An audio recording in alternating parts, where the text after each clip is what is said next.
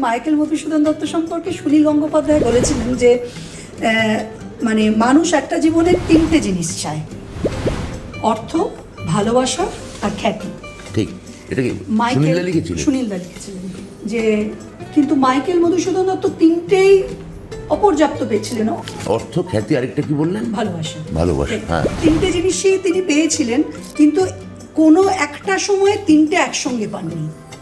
যখন ভালোবাসা আছে তখন অর্থ নেই, যখন অর্থ আছে তখন এই তিনটে জিনিস, অর্থ, খ্যাতি, ভালোবাসা, আপনাকে যদি প্রায়োরিটাইজ করতে বলি পছন্দ অনুযায়ী, অর্ডার অনুযায়ী, কি বলবেন? আমি প্রথমে বলবো নন্দলালের মন্দ কপাল, অর্থাৎ এবার সংস্কৃতি মেডেল আছে, অঙ্কে নাই।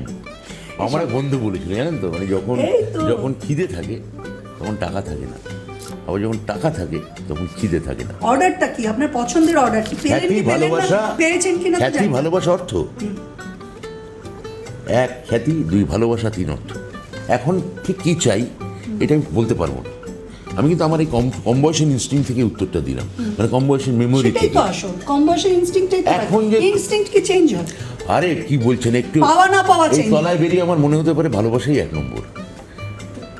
তাহলে সব সময় এক নম্বর, তাহলে বলুন সেটা। ভুলিয়ে যায়। সেটা কি মন্ত্রী বলে বলা যাচ্ছে না না, কেন বলা যাবে না? এই তো বললাম, তাহলে ভালোবাসা এক নম্বর না। আমি আমার কম বয়সে, আমি আবার বলছি, এখন নির্ভর করছে যে তিনটে